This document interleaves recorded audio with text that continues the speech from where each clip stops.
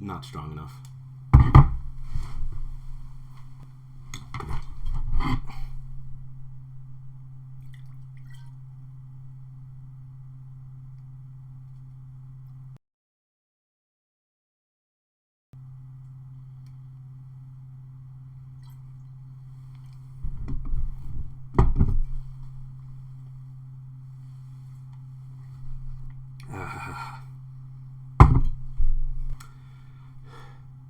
So let's talk about it.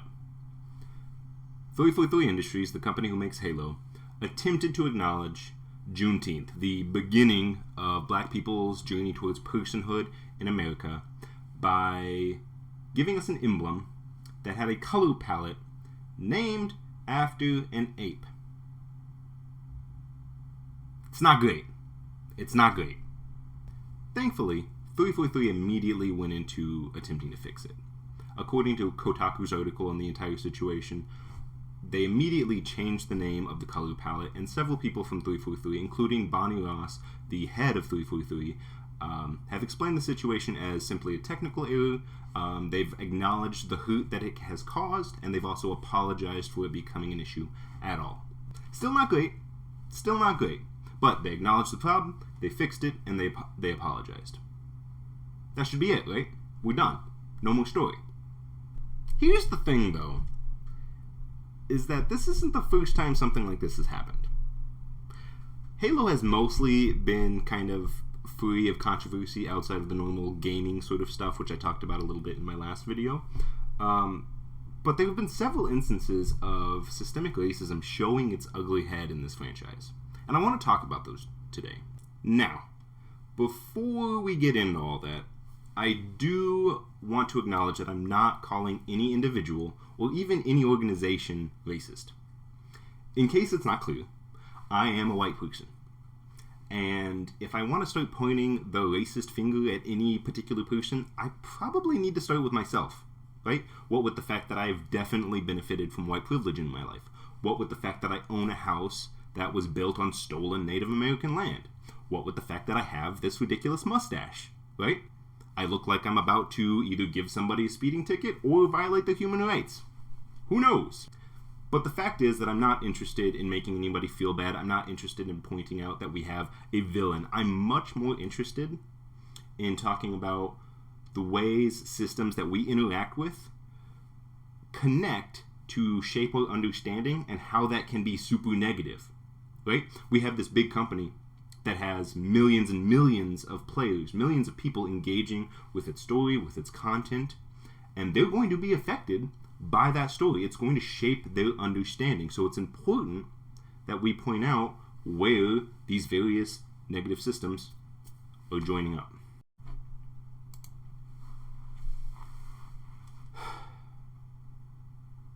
The fact of the matter is, I'm not interested in pointing the racism finger at anybody. I'm not interested in making anybody feel bad. I'm not interested in giving us a villain.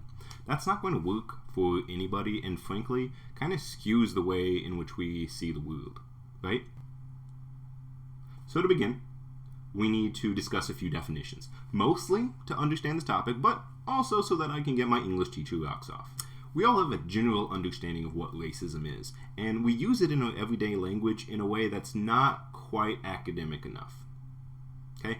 When we discuss this stuff academically, we want to separate racism from prejudice, because they're two different things. According to the National Association of School Psychologists, who define these terms in their position statement on prejudice, discrimination, and racism, prejudice, the irrational or unjustifiable negative emotions or evaluations towards persons from other social groups. So this definition is really focused on the individual. This is your dirtbag uncle talking about whatever minority group being dumb or lazy or just generally not as good as others. Now, anybody can be prejudiced against anybody else. I, for example, could be prejudiced against gingers and think that they're all Satan worshippers. You could be prejudiced against me and think I'm a buffoon with a bad accent. And black people can have very negative things to say about white people. The difference has to do with power, and that's where our academic definition of racism comes into play. Structural racism, which is also sometimes called systemic racism, was defined by Keith Lawrence and Terry Keleher at the Race and Public Policy Conference at UC Berkeley in 2004. They talk about how it encompasses the entire system of white supremacy and how it is diffused and infused throughout our entire society, including our history, our culture, our politics, our economics, and our entire social fabric, including video game franchises. Now, unfortunately, I know that some of y'all are going to respond to that bit saying, that's not a thing. Systemic racism, not a thing. We fixed that in the 60s, not a thing. And my first instinct as a teacher, and I guess as just kind of an argumentative human in general, is to prove you wrong. To point out all the black people unjustly killed by police in this country. To point out the system of redlining and urban development that kept African American families from pursuing the American dream for generations. To point out the legal battles that Native Americans go through and continue to go through simply to exist. To talk about the internment of Japanese Americans and how that's not taught in high schools, really. To talk about any number of other things. But here's the thing. That's not what this video is about. And honestly, if that's the position you're taking here, I'm not sure that you're going to see sense anyways. So if that's what you want to do,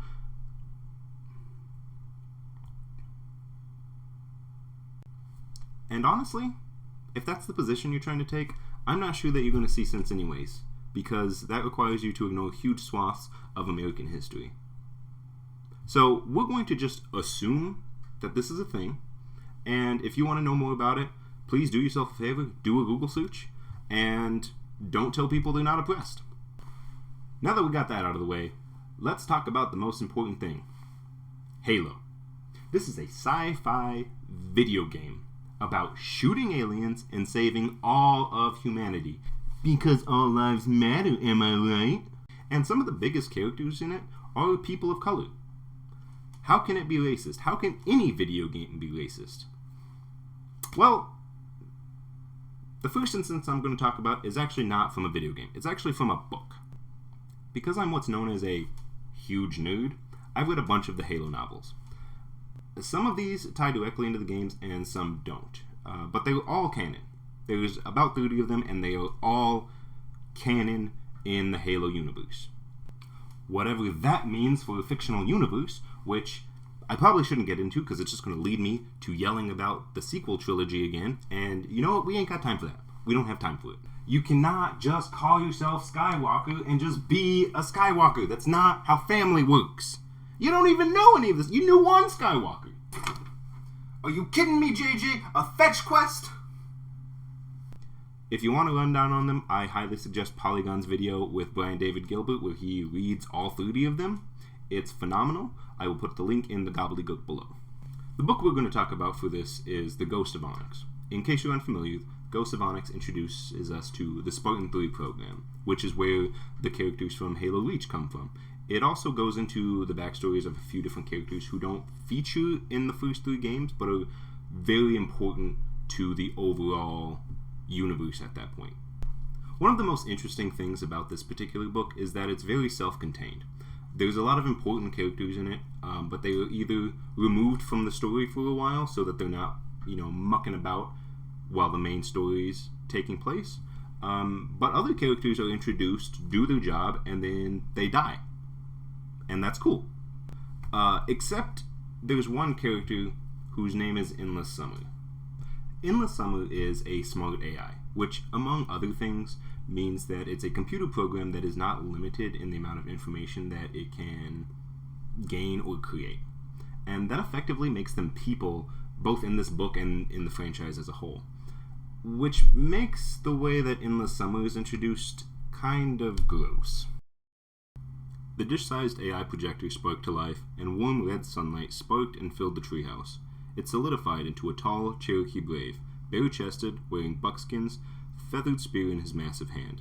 This was Endless Summer, the Oni AI stationed at the ultra-high secure facility 30 kilometers to the north. A place that technically no longer existed, it was so secret.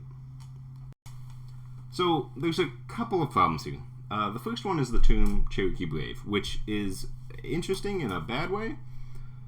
According to the National Congress of American Indians, that term is meant to depict and caricature not just one tribal community, but all Native people. The caricature occurring here is very obvious when you look at the description that Nylund is providing with the buckskins and the bare chest and the spear in his hand. And the fact that he decided to specify Cherokee is also interesting, considering that this is what Cherokee people have looked like throughout history.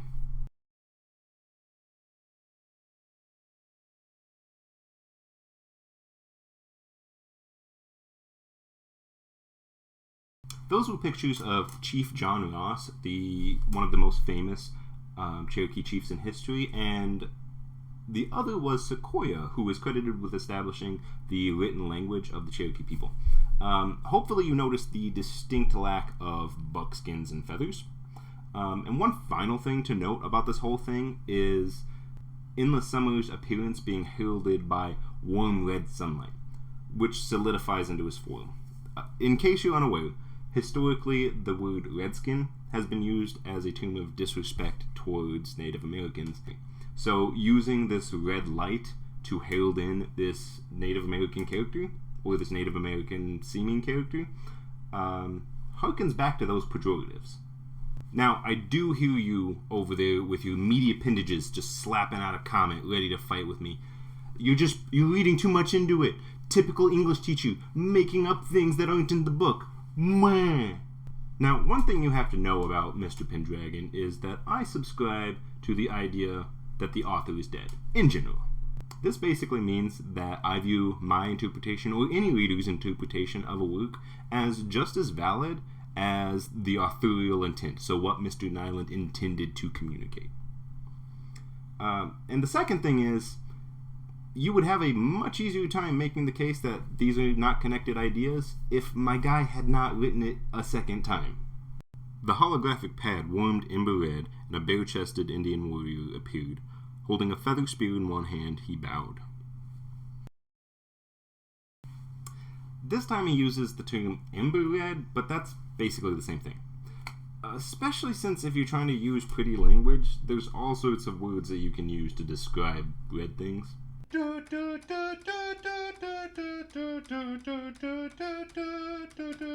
Regardless, in both of these cases, Eric Nylund opts to say the word red when referring to a Native American. And again, I am not saying that Eric Nylund is racist. In fact, I'm trying to argue the opposite. I think Eric Nylund is a product of a bunch of different systems that put in his head the words red and Indian go together. And more importantly, his agent, his editor, the publisher, the various Microsoft representatives, all the people at Bungie, they all agreed with him. And they sent it through. See, this is why we have to talk about these systems, because Eric Nylund is not the sole artist involved with this book. So many people had to okay his book, had to okay that the words he chose, and not a single one of them said, hey, maybe we shouldn't depict Native Americans as hunter-gatherers, since this is what the chiefs of the 3 federally recognized Cherokee tribes look like. And it goes even deeper. Here's a clip from the audiobook version of Ghosts of Onyx. The holographic pad warmed ember red, and a bare-chested Indian warrior appeared, holding a feathered spear in one hand. He bowed. I was searching for light, and you have told me I hold the lantern in my hand. Dr. Halsey, your abilities were not exaggerated. Now, you could be forgiven for not catching it because it's not super over the top, but you'll notice that the narrator changes his accent up when he starts speaking as Endless Summer. It's not, again, not over the top, but he slides into what has been termed Hollywood Injun English.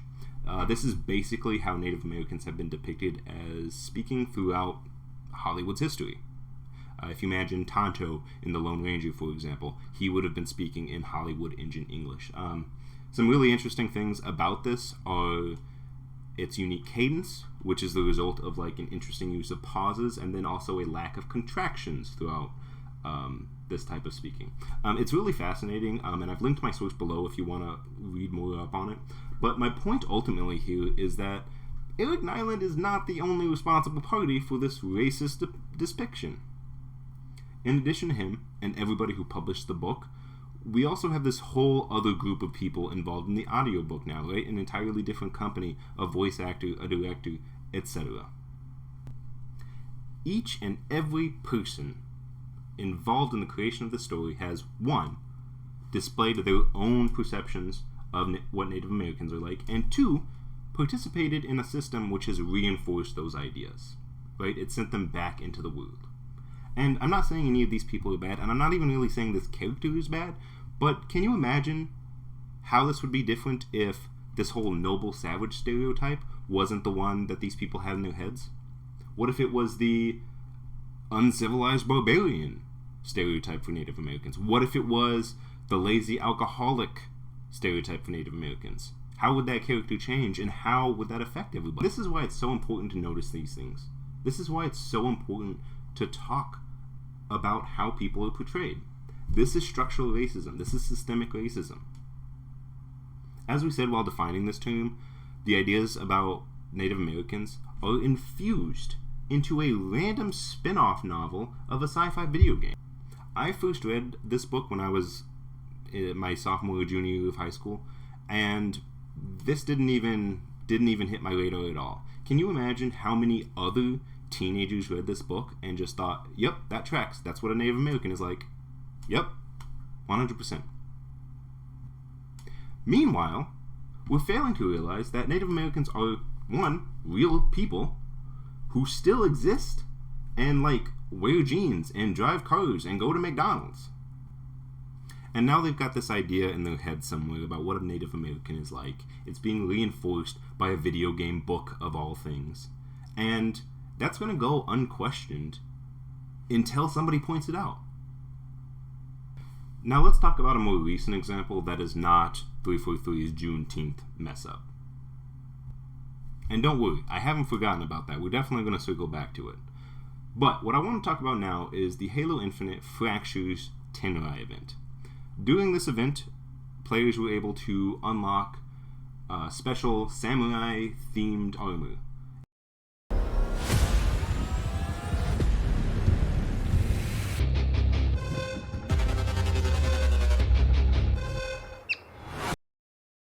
It was very cool. You got it from completing challenges. Sounds fun, right? Woo! Now, easy there, Sparky. I hear you slapping them keys again, shouting about, samurais are just cool. You just hating because you didn't finish the Tenrai pass. Blah, blah, blah. Can't we just have fun with a cool samurai armor? The fact that I didn't finish the Tenrai event has nothing to do with this. I got the cool gas mask helmet, which is what I wanted to begin with, so I'm good. Regardless, I hate to break it to you, but what we're seeing here is what's called Orientalism. This term comes from Dr. Edward Said's book Orientalism, and he essentially argues in it that the West, note the capital W, has this idea of the Orient, the Middle East and Eastern Asia, being underdeveloped and mysterious and alluring and full of adventure. And honestly, I can't think of anything more alluring and full of adventure than dope samurai armor. Can you? But invoking a culture's history for cool cosmetics does some of the same stuff that Eric Nylund's depiction of the noble savage artificial intelligence does. It resists allowing a culture to be anything else than a stereotype in our mental framework. But what about the Spartans? They were ancient warriors. What about the Greeks? Listen, that's a very good point. But while Greek people may have suffered prejudice, and certainly have historically, there aren't the same sort of systems at play against them that hold other cultures and races back. If you don't believe me, just look at the Asian American internment camps. Has there ever been a similar program for Greek Americans? Just look at redlining and urban development programs that specifically targeted African American families. Have we had anything like that specifically targeted at Greek Americans? We haven't, and we still don't. So once again, we see a system and a structure that is influencing the way we as a community perceive a culture and a race. Once again, we're seeing a system in which multiple people had to okay something before it was released, and it turns out that it contains a little bit of racism. Now, I've got one last example before I forcibly remove myself from my soapbox. So the last couple examples have clearly been things where people have okayed something that was inherently racist. We have people making decisions about things, sending them out into the world. But computers don't do that, right? The game itself can't be racist, right? Because the game can't be prejudiced, right? The game can't target individuals in one way or another, right? Here's the thing, though.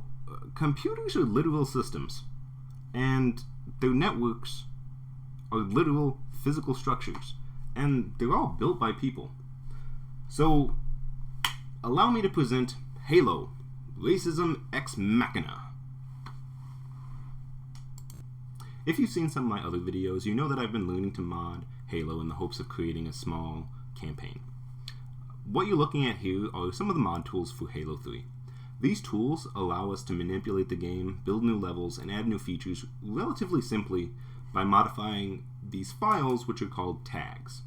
All of the tags have a plethora of settings, but there's one in particular that I want to address.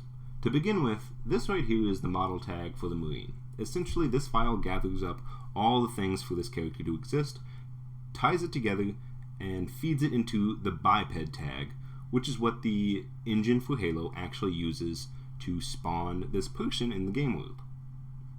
If we scroll down, there's a section called Variants, which has a bunch of different, you guessed it, variants of the character. You've got Johnson, who's kind of a big deal. You've got Pylons, Wounded Marines, etc. It's all pretty straightforward. Now, if we hop over to this tag, this is the Crewman, which uses a lot of the same assets as the Marine, so it lives in the same file directory. However, something is different about this tag. If we scroll down to the variants, we get to a rather unpleasant surprise. There are only 2 variants, and they're labeled ethnic and less ethnic. So, the first issue is, what the hell does less ethnic mean? Let's do a quick Google.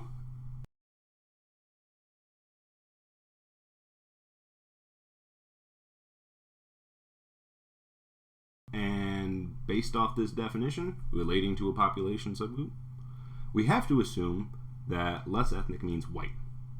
White American culture is the dominant one in America, so it stands to reason. I can only imagine that they separated the characters into white and not white characters. Now, I have no idea what led them to do this, but I do know that the default variant is less ethnic. This is what pops up when you open the tag, which seems problematic, but let me show you what we actually see when this is loaded into the game engine.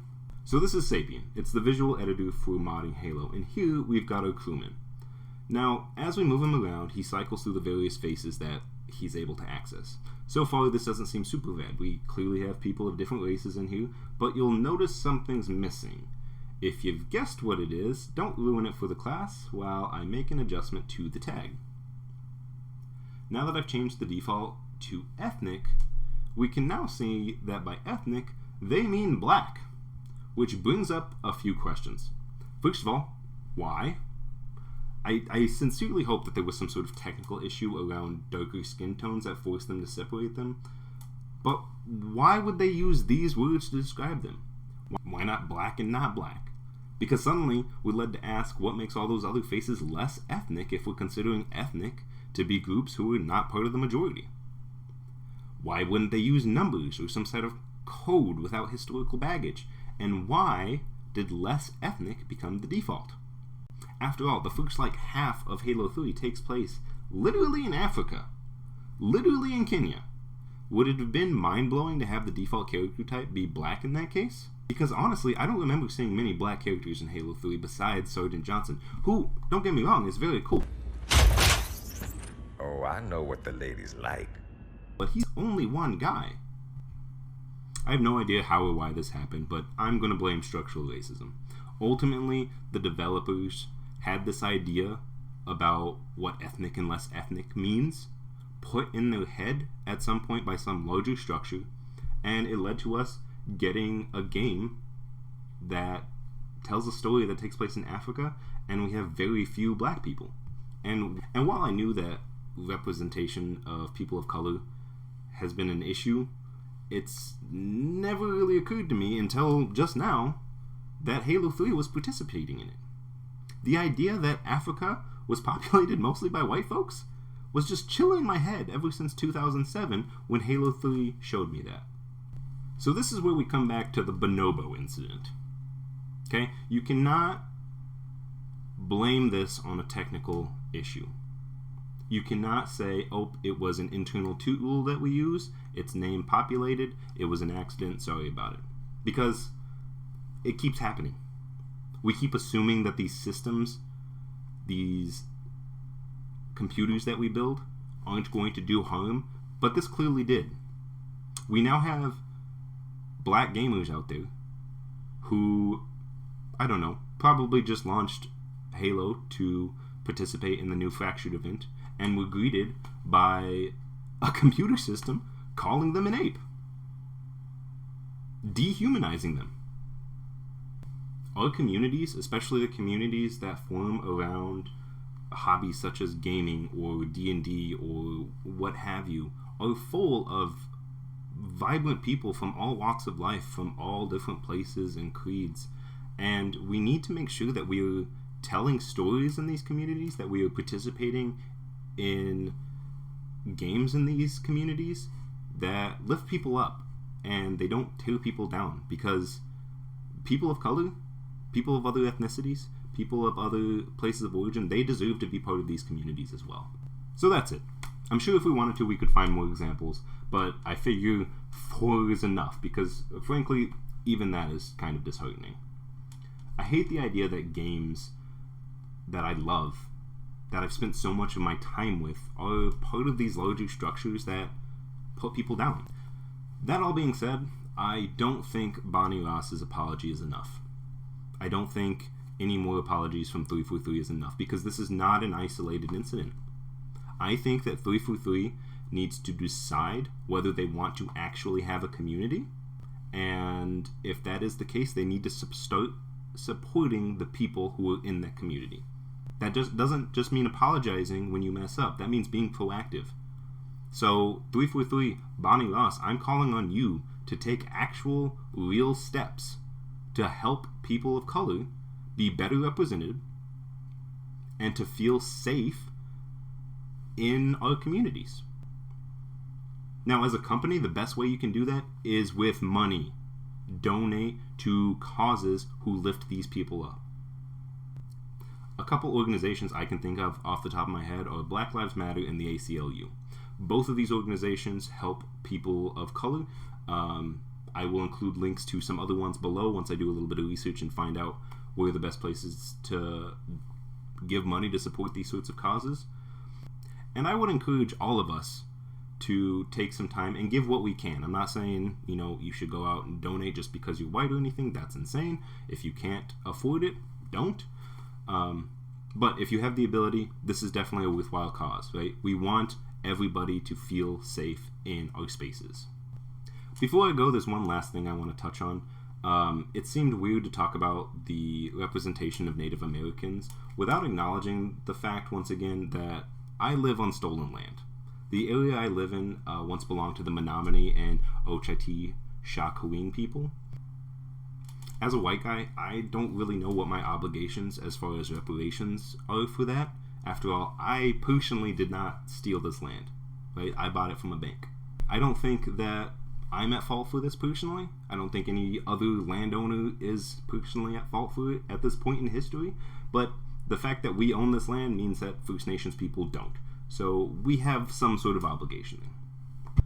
But I do know that it's important to talk about this. So please, do yourself and really humanity as a whole a favor. If you live in the U.S. or somewhere where land has been stolen, do your best to educate yourself on it. Do your best to educate yourself on any issues surrounding it. And just do your best to fix it wherever you can. So with that, thank you so much for watching. Feel free to like and subscribe if you want to see more. Feel free to leave a comment if you want to talk about the topic more. And feel free to check out my wildly inconsistent dev blog of my Halo mod. And I'd actually be changing. I'm thinking of doing a Star Wars thing. I don't know. But anyways, have a good one. I love you all. You're not bad people. Keep doing what you can to make the world a little brighter. Till next time.